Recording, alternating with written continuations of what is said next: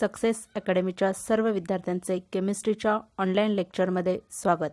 Last लेक्चरला आपला chapter संपला होता बघा, सम बेसिक कन्सेप्ट्स ऑफ केमिस्ट्रीमध्ये बेसिक कन्सेप्ट त्या फर्स्ट चॅप्टरमध्ये आपण स्टडी केल्या होत्या. त्याच्यामध्ये मॅटरचे परत क्लासिफिकेशन कसं केलं जातं, स्टेट्स ऑफ मॅटर, त्यानंतर फिजिकल प्रॉपर्टी कोणत्या कोणत्या त्या कशा मेजर केल्या जातात, कॅल्क्युलेशन, त्याचे SI युनिट्स, ह्या सगळा पार्ट आपण सम बेसिक कन्सेप्ट्समध्ये स्टडी केला होता. त्याच्यानंतरचा आज आपण नवीन चॅप्टर चालू करतोय, इंट्रोडक्शन टू ॲनालिटिकल केमिस्ट्री.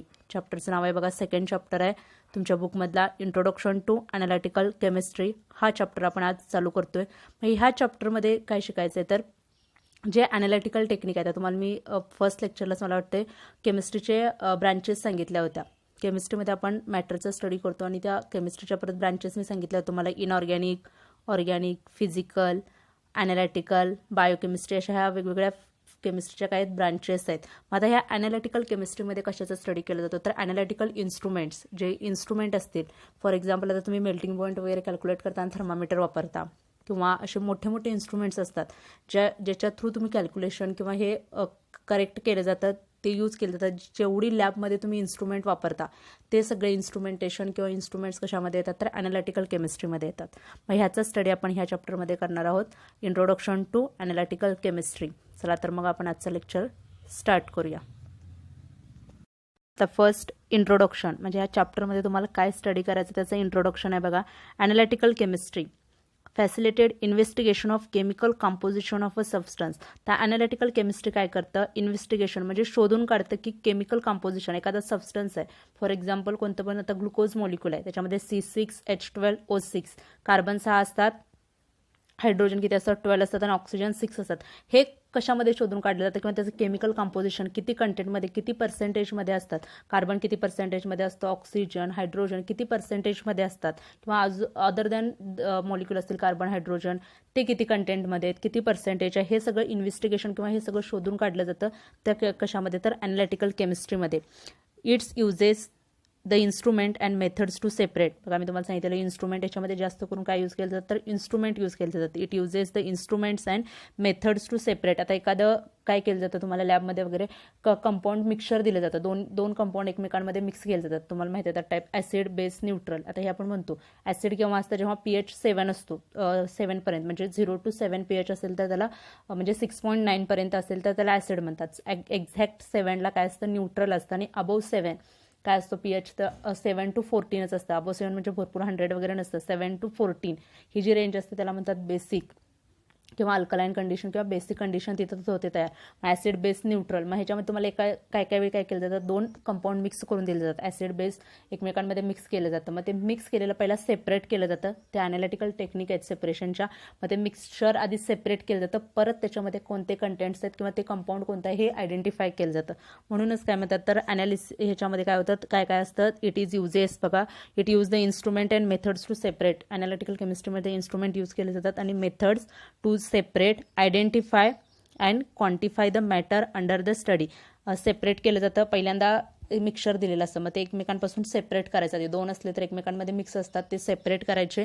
ते सेपरेट केल्यानंतर आयडेंटिफाय केलं जातं. दोन्ही तुम्ही वेगवेगळे जे सेपरेट केलाय ते आयडेंटिफाय करायचं. म्हणजे ते काय आहे म्हणजे आयडेंटिफाय, त्याला म्हणतात क्वालिटेटिव्ह ॲनालिसिस. आयडेंटिफिकेशन जे असतं ज्याच्यामध्ये आयडेंटिफाय केलं जातं त्याला म्हणतात क्वालिटेटिव्ह ॲनालिसिस. आणि नंतर क्वांटिफाय म्हणजे किती क्वांटिटीमध्ये येते, म्हणजे त्याच्यामध्ये पर्सेंटेज. फॉर एक्झाम्पल युरिया, तर युरियाचं ॲनालिसिस जेव्हा केलं जातं तेव्हा त्याच्यामध्ये नायट्रोजनचं कंटेंट किती आहे, नायट्रोजनचं पर्सेंटेज किती आहे हे कॅल्क्युलेट केलं जातं. त्याला म्हणतात क्वांटिटेटिव्ह ॲनालिसिस, ज्याच्यामध्ये तुमची क्वांटिटी मेजर केली जाते. How much amount of nitrogen in urea, पर्सेंटेजमध्ये ते कॅल्क्युलेट केलं जातं. क्वांटिटी त्याला काय म्हणतात तर क्वांटिटेटिव्ह ॲनालिसिस. आणि ज्याच्यामध्ये तुम्ही आयडेंटिफिकेशन करता एखादं कंपाऊंड, अननोन कंपाऊंड आहे, फॉर एक्झाम्पल ग्लुकोज किंवा कोणतंही तुम्हाला कंपाऊंड दिले तर तुम्हाला माहीत नाही आहे काय आहे ते, किंवा ॲसिड कुठलंही दिलं असेल ते तुम्हाला माहीत नाही काय, ते आयडेंटिफाय करा म्हणून सांगतात. मग त्या आयडेंटिफायच्या प्रोसेसला किंवा तुम्ही जे आयडेंटिफाय करता आहेत त्या मेथडनुसारच ते आयडेंटिफाय केलं जातं. केमिकल रिॲक्शन वगैरे करून ते आयडेंटिफाय केलं जातं. मग त्या आयडेंटिफायची जी मेथड आहे त्या प्रोसेसला म्हणतात क्वालिटेटिव्ह, त्या ॲनालिसिसला म्हणतात क्वालिटेटिव्ह ॲनालिसिस. क्वालिटी आणि क्वांटिटी. क्वालिटेटिव्हमध्ये आयडेंटिफिकेशन केलं जातं आणि क्वांटिटीमध्ये how much amount of percentage किंवा how much amount of quantity, त्यामध्ये किती पर्सेंटेज किंवा किती क्वांटिटी हे कॅल्क्युलेट केलं जातं. हे दोन टाईपचे मेनली ॲनालिसिस होतात ॲनालिटिकल केमिस्ट्रीमध्ये. बघा, द ॲनालिसिस दस प्रोव्हाइड केमिकल और physical information about the sample. आता ॲनालिसिस तुम्ही आता बघून एकतर फिजिकल आणि केमिकल ॲनालिसिस केलं जातं. म्हणजे फिजिकलमध्ये काय सांगतो आपण, फिजिकल प्रॉपर्टीमध्ये आपल्या डोळ्यानं त्याचा कलर, एकतर कलर सांगू शकतो, आपल्याला दिसतो तो, आपल्याला जो कलर त्याच्या दिसतो त्याच्यावरून कलर एक सांगता येतं. स्मेल म्हणजे त्याचा ओडर म्हणतात त्याला, स्मेल सांगता येतो कंपाऊंडचा. त्यानंतर ते सॉलिबिलिटी एक चेक केली जाते. सॉलिबिलिटी ते पण फिजिकलमध्येच येतं, कारण वॉटर सॉल्युबल आहे का नाही, इनसॉल्युबल आहे हे फक्त चेक करतात. सॉलिबिलिटी टेस्ट असते. किंवा कॉपर फॉईल एक असते बघा, CU फॉईल म्हणजे कॉपरची एक थिन फिल्म असते, त्याच्यावर तो सबस्टन्स टाकला जातो आणि त्याला हिट केलं जातं. मग जर ते कॉपरनं हिट झाल्यानंतर जर त्याच्यात ते बर्न झालं आणि त्या कॉपरवर अशी एक ब्लॅक कलरची फिल्म तयार झाली, म्हणजे काजळी म्हणतात बघा, ब्लॅक कलरची काजळी जर त्या कॉपरवर आली तर त्याला ॲरोमॅटिक कंपाऊंड्स असं म्हणतात. म्हणजे सुटी फ्लेम दाखवतं ते, त्या कंपाऊंडला सुटी फ्लेम म्हणतात आणि ते ॲरोमॅटिक कंपाऊंड असं डिस्टिंग्विश केलं जातं. अशा भरपूर टेक्निक आहेत की ज्या अशा फिजिकल आणि केमिकल त्याच्यामध्ये ॲनालिसिस केलं जातं. आता केमिकल ॲनालिसिसमध्ये काय करतात, केमिकल रिॲक्शन्सच करतात. म्हणजे NaOH घालून HCl, त्याच्यानंतर H2SO4 अशा ॲसिडसोबत बेससोबत कसं ते रिॲक्ट होतं, अशा हे केमिकल रिॲक्शन्स केल्या जातात. मग बघा, द ॲनालिसिस दस प्रोव्हाइड्स केमिकल और physical information about the sample. जे तुम्ही सॅम्पल स्टडी करताय किंवा त्या सॅम्पलचं कंपोजिशन काढणार आहे किंवा ते सॅम्पल काय हे ओळखणार आहे, त्याच्यातलं कंटेंटचं पर्सेंटेज काढणार आहे, त्या सॅम्पलवर आपण ॲनालिटिकल टेक्निक किंवा ह्याच्यानुसार ॲनालिसिसवरून फिजिकल आणि केमिकल त्याचे इन्फॉर्मेशन काढू शकतो. ॲनालिसिस मे बी क्वांटिटेटिव्ह और क्वालिटेटिव्ह और क्वांटिटेटिव्ह. पुढे आला बघा पॉईंट मी जे सांगितलं ते, ॲनालिसिस मे बी क्वालिटेटिव्ह और क्वांटिटेटिव्ह. क्वालिटेटिव्हमध्ये काय करायचं, आयडेंटिफिकेशन, तो जो एक्झॅक्ट तुम्हाला दिलेलं सॅम्पल काय आहे हे ओळखलं जातं क्वालिटेटिव्ह ॲनालिसिसमध्ये. आणि क्वांटिटेटिव्हमध्ये काय केलं जातं तर त्याच्यामध्ये पर्सेंटेज, एखाद्या इलेमेंटचं किती पर्सेंटेज आहे, जसं की युरियामध्ये नायट्रोजनचं किती पर्सेंटेज आहे हे क्वांटिटेटिव्ह ॲनालिसिसमध्ये फाइंड आउट केलं जातं. Qualitative analysis is the concentrated, पुढे दिले बघा, कन्सल्ट विथ, म्हणजे डेफिनेशन्सच आहे क्वालिटेटिव्ह अँड क्वांटिटेटिव्ह. विचारतात तुम्हाला, define qualitative analysis, define quantitative analysis. Qualitative analysis is concerned with the detection of the presence or absence of elements in compound and of chemical compounds in mixtures. किंवा काय सांगितले, qualitative analysis म्हणजेच identification किंवा detection. Identification जरी म्हटलं तरी चालेल. Identification और डिटेक्शन ऑफ, ते कंपाऊंड तुम्ही डिटेक्ट करायचं किंवा आयडेंटिफाय करायचं, किंवा त्याच्यामध्ये असलेले ग्रुप्स, म्हणजे आता जे फंक्शनल ग्रुप असतात, अल्कोहोल, फिनॉल, इथर, त्यानंतर अल्डिहाइड, किटोन्स, हे जे फंक्शनल ग्रुप असतील ते आयडेंटिफिकेशन ऑफ ग्रुप्स किंवा प्रेझेन्स और अब्सेन्स ऑफ इलेमेंट्स कुठले असतात, कार्बन, हायड्रोजन, ऑक्सिजन, त्यानंतर हॅलोजन्स असतात, क्लोरीन, ब्रोमीन, आयोडीन, हे इलेमेंट्स पण डिटेक्शन केलं जातं. किंवा जर मिक्सचर असेल तर मिक्सचरमधलं एखादं कंपाऊंड, हे डिटेक्शन किंवा आयडेंटिफिकेशन करणं म्हणजे क्वालिटेटिव्ह ॲनालिसिस. आणि quantitative analysis deals with the determination of the relative properties of the elements in compound and chemical compounds in mixture. आता ही डेफिनेशन लक्षात ठेवण्यापेक्षा डायरेक्ट तुम्ही क्वांटिटेटिव्ह म्हणजे क्वांटिटी डिटरमाइन करायचं एवढं लक्षात ठेवा. म्हणजे त्याच्यामध्ये एखाद्या इलेमेंटची एखाद्या सबस्टन्समध्ये, पर्टिक्युलर सबस्टन्समध्ये किती पर्सेंटेज आहे ते त्याच्यावरून काय केलं जातं, कॅल्क्युलेट केलं जातं. जसं की नायट्रोजन इन युरिया सॅम्पलमध्ये, एखाद्या युरिया सॅम्पल दिलं जातं त्याच्यामध्ये नायट्रोजन किती क्वांटिटीमध्ये, असं प्रत्येक इलेमेंट्स एखाद्या सबस्टन्समध्ये किती क्वांटिटीमध्ये हे क्वांटिटेटिव्ह ॲनालिसिसमध्ये केलं जातं. आणि क्वालिटेटिव्ह ॲनालिसिसमध्ये काय आयडेंटिफाय करतात तर क्वालिटीचे हे तुमचं आयडेंटिफिकेशन चेक केलं जातं. क्वालिटी चेक करत नाही, म्हणजे आयडेंटिफाय केलं जातं ते कंपाऊंड कोणतं आहे. आयडेंटिफिकेशन किंवा डिटेक्शन ऑफ इलेमेंट्स और ॲटम्स और ग्रुप्स, किंवा ग्रुप्स म्हणजे functional groups in particular compound किंवा सबस्टन्समध्ये ते आयडेंटिफाय केलं जातं. आता इथं बघा डेफिनेशन दिली ॲनालिटिकल केमिस्ट्रीची. The branch of chemistry, definition लक्षात ठेवा ही, the branch of chemistry which deals with the study of separation, कशाचा study of separation, identification, qualitative and quantitative determination of the composition of different substance is called analytical chemistry. Next point आहे बघा, importance of analytical chemistry. आता analytical केमिस्ट्रीचा use कुठं कुठं होतो ते बघा. The course of analytical chemistry x tends the knowledge acquired by the students in studying general, inorganic and organic chemistry. म्हणजे general chemistry असेल किंवा फिजिकल केमिस्ट्री, इनऑर्गॅनिक आणि ऑर्गॅनिक केमिस्ट्रीमधलं जे नॉलेज आहे ते सगळं ॲप्लिकेबल कुठं होतं तर ॲनालिटिकल केमिस्ट्रीमध्ये. कारण मेन जे तुमचं आयडेंटिफिकेशन किंवा जे आता याच्यामध्ये आपण सांगतो प्रॉपर्टी, कार्बनची व्हॅलेन्सी 4 वगैरे, हे कशावरून शोधून काढलं जातं तर त्या ॲनालिटिकल टेक्निक, ॲनालिटिकल ज्या इन्स्ट्रुमेंट्स आहेत त्या इन्स्ट्रुमेंट थ्रूच आपल्याला मॉलिक्युलर मास किंवा त्याचे कंपाऊंडचे स्ट्रक्चर्स ते आयडेंटिफाय झालेत. ते आपण आयडेंटिफाय केलं ते ॲनालिटिकल केमिस्ट्रीमुळेच. बघा, chemical analysis is one of the most important method of monitoring the composition of raw material. आता केमिकल ॲनालिसिस म्हणजे एखाद्या कंपाऊंडचं तुम्हाला ॲनालिसिस करतात, कोणतं पण कंपाऊंड असेल त्याचं ॲनालिसिस जर करायचं असेल तर तुम्हाला आधी ते रॉ मटेरियलमधले कंपाऊंड्स माहीत पाहिजे. म्हणजे समजा त्याच्यात पर्सेंटेज कार्बन्स किती आहेत, हायड्रोजन किती आहेत, हे सगळं इम्पॉर्टंट आहे माहीत असणं. त्याचं composition, intermediate and finished product, एकतर रॉ मटेरियलमधलं कॉम्पोजिशन, त्याच्यानंतर त्या एखादी रिॲक्शन होताना म्हणजे रिॲक्टंट्स कन्व्हर्शन प्रोडक्टमध्ये होताना मध्ये काहीतरी एखादा कंपाऊंड तयार होतो बघा, त्याला आपण इंटरमिजिएट म्हणतो. म्हणजे रिॲक्शन मेन प्रोडक्ट न मिळता त्याच्या अगोदरच एखादं कंपाऊंड मिळतं किंवा एखादं प्रोडक्ट मिळत असतो. म्हणजे मेन प्रोडक्ट सोडून जो तुम्हाला डिझायर्ड प्रोडक्ट आहे, जो हवा आहे, तो प्रोडक्टच्या अगोदर एक प्रोडक्ट मिळतो किंवा काहीतरी कंपाऊंड मिळतं, त्याला म्हणतात इंटरमिजिएट. मग तो जो इंटरमिजिएट असेल तो इंटरमिजिएट आणि फिनिश्ड प्रोडक्ट ह्याचं केमिकल ॲनालिसिस खूप इम्पॉर्टंट असतं. कारण जर तो इंटरमिजिएट आहे ह्याचं जर तुम्ही कारण प्रोडक्टच्या क्वालिटी तुम्हाला माहीत असतात, तुम्ही जे प्रोडक्ट आयडेंटिफाय करणार आहे त्याच्या क्वालिटी जर तुम्ही आयडेंटिफाय काय केलं तो इंटरमिजिएटच तुम्ही प्रोडक्ट समजलात तर प्रॉब्लेम येतात. कारण तो प्रोडक्ट नसतोच, तो काय असतो रिॲक्टिव्ह मधला कोणता तरी इंटरमिजिएट असतो. म्हणून इथं केमिकल जर ॲनालिसिस केला तुम्ही, त्या केमिकल ॲनालिसिसवरून म्हणजे केमिकल रिॲक्शन्सवरून तुम्हाला कळतं की तुम्ही जो प्रोडक्ट काढलाय तो जो तुम्हाला हवा आहे तो नाही आहे, तो दुसरा वेगळाच प्रोडक्ट आहे. मग परत अजून तुम्हाला रिॲक्शन पुढे कंटिन्यू करायचे किंवा प्रोसीड करायचे, अजून रिॲक्शन कंप्लीट झालेली नाही, हे याच्यावरून काय केलं जातं तर आयडेंटिफाय केलं जातं. And also the composition of air in stress and premises of industrial plants किंवा इंडस्ट्रियल प्लांटमधलं जे एअरमधलं पोल्युशन वगैरे जे असेल किंवा इंडस्ट्रियल प्लांटमध्ये पण केमिकल ॲनालिसिस खूप इम्पॉर्टंट आहे. इन ॲग्रिकल्चर अजून दुसरं फील्ड दिले बघा, in agriculture chemical analysis is used to determine the composition of soil and fertiliser. आता हे एकदम इम्पॉर्टंट आहे. ॲग्रिकल्चरमध्ये सॉईल वॉटर ॲनालिसिस करतात बघा, सॉईल फर्टिलिटी सॉईलची चेक केली जाते. म्हणजे सॉईल्समधले कंटेंट्स चेक केले जातात, कंपोजिशन सॉईलचं बघितलं जातं, म्हणजे ते किती फर्टाईल आहे, त्याची सुपीकता किती आहे, फर्टिलिटी काय केली जाते चेक केली जाते. मग त्याच्यामध्ये ह्युमसचं कंटेंट किती आहे, म्हणजे जे जैविक घटक असतील किंवा ते बायोटिक फॅक्टर ते त्याच्यामध्ये चेक केले जातात. मग ते चेक करून सांगतात की ह्याच्यामध्ये कोणतं पीक चांगलं येईल, म्हणजे कुठलं क्रॉप तुम्ही घेऊ शकता, अजून काय त्याच्यामध्ये कोणती फर्टिलायझर्स ॲड करावी लागतील म्हणजे ते त्याच्यातून चांगलं तुम्हाला गुड क्वालिटीचं यील्ड मिळेल. हे सगळं काय केलं जातं ॲनालिसिस करून आयडेंटिफाय केलं जातं ॲग्रिकल्चरमध्ये. किंवा सीड पण जे सीड त्यातमध्ये टाकणार आहे ते पण ॲनालिसिस केले जातात. वॉटर त्यात वॉटर कोणतं देतात त्या शेताला म्हणजे ॲग्रिकल्चर म्हणजे त्या फील्ड ऑफ वॉटर कुठलं वापरतात ते वॉटरसुद्धा चेक केलं जातं. हे सगळं ॲनालिसिस कशावर झालं तर ॲनालिटिकल केमिस्ट्री आहे, त्यामुळे ते ॲनालिसिस पॉसिबल झाले. बघा, in agriculture chemical analysis is used to determine the composition of soil and fertiliser आणि सॉईलचं कंपोजिशन चेक केलं जातं. जसं मी तुम्हाला सांगितलं, नायट्रोजन युरियामधलं जेल्डास मेथडनं ते कॅल्क्युलेट केलं जातं. खूप मोठी असेंब्ली आहे ती, त्या असेंब्ली लावून त्या असेंब्लीनुसार त्या असेंब्लीवर ते मेथड त्या नायट्रोजनचं पर्सेंटेज कॅल्क्युलेट केलं जातं जेल्डास मेथडनं. युरियामधलं कंटेंट युरिया सॅम्पलमधलं ते नायट्रोजन त्या जेल्डास मेथडनं काय केलं जातं कॅल्क्युलेट केलं जातं. ते इन्स्ट्रुमेंटच आहे, म्हणजे असं असेंब्ली आहे, जसं डिस्टिलेशनची वगैरे असते त्या असेंब्ली थ्रूच ते काय केलं जातं कॅल्क्युलेट केलं जातं.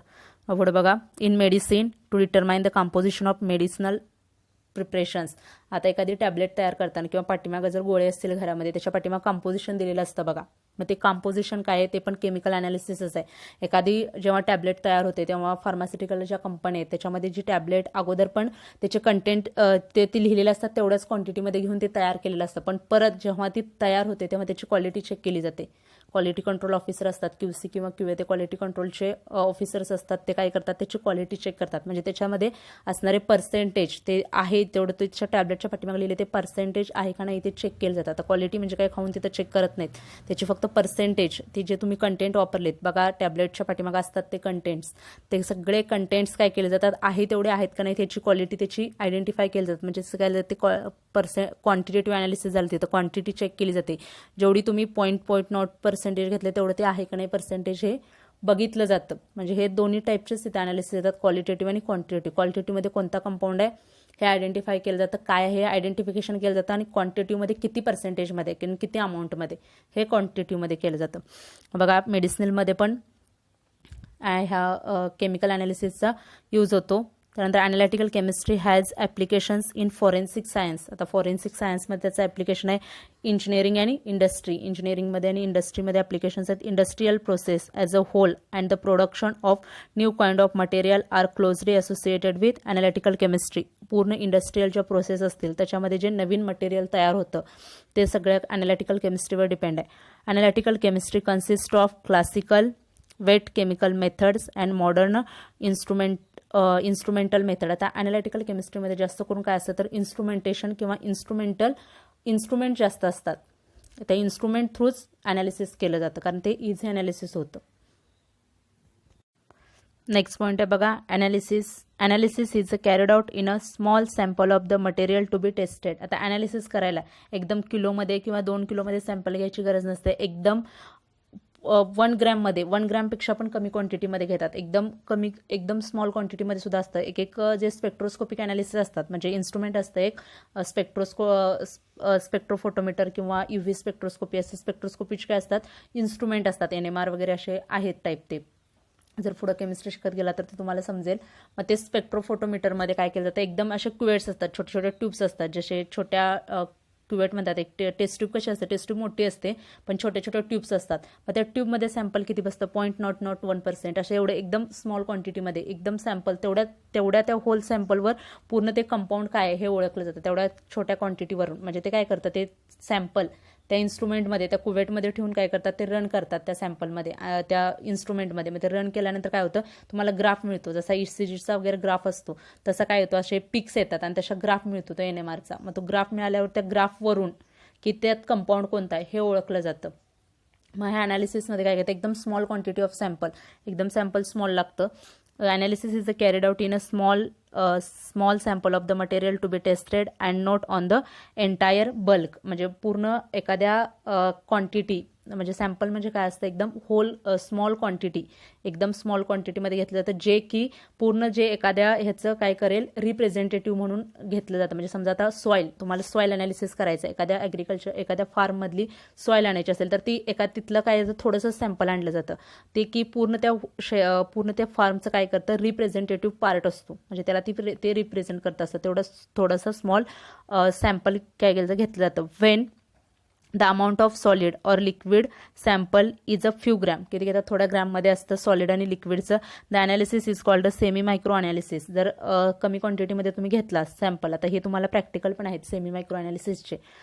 जेव्हा आता तुमचे कॉलेज चालू होतील आणि प्रॅक्टिकल चालू होईल तेव्हा तुम्ही प्रॅक्टिकल केला तुमच्या लक्षात येईल. एकदम स्मॉल क्वांटिटीमध्ये हे अनालिसिस केलं जातं. त्याच्यामध्ये कंपाऊंड दिलेलं असतं तुम्हाला कॅटायन आणि ॲनायन शोधायचे असतात. त्याच्यातले ॲसिडिक रॅडिकल आणि बेसिक रॅडिकल. ॲसिडिक आणि बेसिक रॅडिकल आयडेंटिफाय करायचे असतात. म्हणजे काय झालं तिथं क्वालिटेटिव्ह अनालिसिस होतं ते आयडेंटिफाय करायचं असतं. ॲसिडिक आणि बेसिक रॅडिकल तिथं एकदम स्मॉल क्वांटिटीमध्ये ते सॅम्पल घेऊन ते करावं लागतं. तुम्हाला छोटं दिलं मग त्याला म्हणतात सेमी मायक्रो अनालिसिस. एकदम कमी ग्रॅममध्ये घेतात. It is of 2 types. 2 type दिलेत बघा क्वालिटेटिव्ह आणि क्वांटिटेटिव्ह अनालिसिस. क्वालिटेटिव्हमध्ये काय करायचं आयडेंटिफाय करायचं ते काय येते आणि क्वांटिटेटिव्हमध्ये पर्सेंटेज कारण किती अमाऊंटमध्ये किंवा पर्सेंटेज किंवा किती अमाऊंटमध्ये येते क्वांटिटेटिव्हमध्ये कॅल्क्युलेट केलं जातं. बघा classical qualitative analysis method include separation such as precipitation. आता हे लक्षात ठेवा मेथड्स कुठल्या असतात बघा. Qualitative analysis method include separation such as precipitation. Precipitation आपण सेपरेट करू शकतो. समजा आता एकमेकांमध्ये 2 मिक्सचर दिले तुम्हाला 2 कंपाऊंड मिक्स झालेत. मग काय करायचं एक जर वॉटर सोल्युबल असेल काय करायचं त्याच्यामध्ये आधी सॉल्युबिलिटी चेक केली जाते. मग देताना तुम्हाला काय करतात आता तुम्ही स्मॉल स्केलला करणार आहे किंवा आता पहिल्यांदा प्रॅक्टिकल करणार आहेत म्हणून काय करतात एक वॉटर सॉल्युबल देतात आणि दुसरं वॉटर इनसॉल्युबल असतं. फक्त आता मी सांगते बघा ऐका. एक वॉटर सॉल्युबल सॅम्पल असतं दुसरं वॉटर इनसॉल्युबल असतं. मग काय करायचं ते वॉटरमध्ये डिझॉल्व्ह करून घ्यायचं. मग वॉटर सॉल्युबल काय होणार आहे वॉटरमध्ये सॉल्युबल होतं आणि क्लिअर सोल्युशन तयार करतात. आणि वॉटर इनसॉल्युबल आहे ते खाली तसंच राहतं. मग काय करायचं फिल्टर पेपरनं फिल्टर करून घ्यायचं. मग फिल्टर करून घेतल्यानंतर काय होतं तुमचं ते वॉटर इनसॉल्युबल आहे तो सेपरेट झाला पार्ट आणि आता वॉटर सॉल्युबल आहे ते वॉटरमध्ये डिझॉल्व्ह झालं. परत काय करायचं डिस्टिलेशन करायचं आणि वॉटर तुमचं इव्हॅपरेट करून काढायचं आणि तुमचा जो राहिलेला सबस्टन्स आहे वॉटर सॉल्युबल तो पण तुम्हाला रिकवर होतो म्हणजे तो पण तुम्हाला परत मिळतो. अशा मेथडनं काय केलं जातं हे सेपरेशन केलं जातं म्हणून त्याला म्हणतात प्रिसिपिटेशन. त्यानंतर एक्स्ट्रॅक्शन आणि डिस्टिलेशन आहे हीच मेथड सांगितली मी तुम्हाला. पहिल्यांदा प्रिसिपिटेशन करून घ्यायचं ते प्रिसिपिटेशन होईल वॉटर सॉल्युबल जे असतं ते प्रिसिपिटेड होईल इनसॉल्युबल राहील. फिल्टर करायचं फिल्टर केल्यानंतर म्हणजे आपलं फनेल असतात त्या फनेल थ्रू फिल्टर करायचं. फिल्टर केल्यानंतर तुमचं वरचं जो सॉलिड राहणार आहे तो वॉटर इनसॉल्युबल असतो, तो एक सेपरेट झाला तुमचा कंपाऊंड. त्याच्यानंतरचा दुसरा जो लिक्विडमध्ये राहणार आहे तो लिक्विडमधलं काय करायचं, वॉटर डिस्टिलेशन मेथड असते ती डिस्टिलेशन करायचं. त्यातलं वॉटर इव्हॅपरेट होऊन जातं, तुमचं सगळं वॉटर उडून जातं आणि खाली राहतो तुमचा सॉलिड जो सॉल्युबल झालेला आहे तो. याच्यावरून तुम्ही काय करता ते डिफरन्शिएट किंवा सेपरेट करू शकता. Identification may be based on difference in colour. आता आयडेंटिफिकेशन कसं केलं जातं, आता तुम्ही सेपरेट केला तर सेपरेट केल्यानंतर कलरवरनं आयडेंटिफिकेशन केलं जातं. प्रत्येक कंपाऊंडला काय असतो त्याचा ओन पर्टिक्युलर कलर असतो, पण जास्त करून जे केमिकल कंपाऊंड्स असतात ते व्हाईट कलरचेच असतात, त्यामुळं कलर पण काय होत नाही, आयडेंटिफाय होत नाही. बेस असेल तर तो येलो कलरचा असतो, जर बेसिक कंपाऊंड असतील तर येलो कलरचे असतात, पण न्यूट्रल आणि ॲसिड असतील तर काय असतात, व्हाईट कलरचेच असतात. मग त्याच्यात पुढच्या प्रॉपर्टीज चेक केल्या जातात, म्हणजे मेल्टिंग पॉईंट घेतला जातो, बॉइलिंग पॉईंट, किंवा त्याच्यानंतर त्याच्या वेगवेगळ्या ॲसिडसोबत रिॲक्शन बघितली जाते, बेससोबत बघितली जाते, किंवा बाकीच्या त्याच्या बेसिक एक स्पेसिफिक टेस्ट असतात त्या टेस्ट केल्या जातात. मग बघा आता काय काय काय आयडेंटिफाय करतात, कलर, त्यानंतर ओडर म्हणजे स्मेल चेक केला जातो, त्यानंतर मेल्टिंग पॉईंट, बॉइलिंग पॉईंट मी सांगितलं त्याचं, melting point, boiling point and reactivity. आता रिॲक्टिव्हिटीमध्ये वेगवेगळे केमिकल्स असतात, मग ॲसिड, बेस, पुन्हा दुसरे अजून FeCl3 वगैरे भरपूर सॉल्युशन्स आहेत, त्याच्यासोबत त्याची काय केली जाते, रिॲक्टिव्हिटी चेक केली जाते. Classical methods consist of volumetric analysis. आता क्लासिकल क्वांटिटेटिव्ह मेथड्स, आता क्वांटिटेटिव्ह म्हणजे क्वांटिटेटिव्हमध्ये आपण काय चेक करतो तर क्वांटिटी म्हणजे किती पर्सेंटेज किंवा किती अमाऊंटमध्ये त्या सॅम्पलमध्ये एखादं इलेमेंट आहे हे चेक केलं जातं. मग त्याच्यामध्ये कुठली मेथड वापरतात बघा, व्हॉल्युमेट्रिक अनालिसिस. व्हॉल्युमेट्रिक अनालिसिसमध्ये काय केलं जातं, ते आता हे ब्युरेट वगैरे असतात बघा. आता पहिलेच प्रॅक्टिकल असतं 11th गेल्या गेल्या केमिस्ट्रीचं फर्स्टच प्रॅक्टिकल घेतात की तुम्हाला ते ॲसिड बेस टायट्रेशन असतं. टायट्रेशन म्हणतात ॲसिड बेस टायट्रेशन.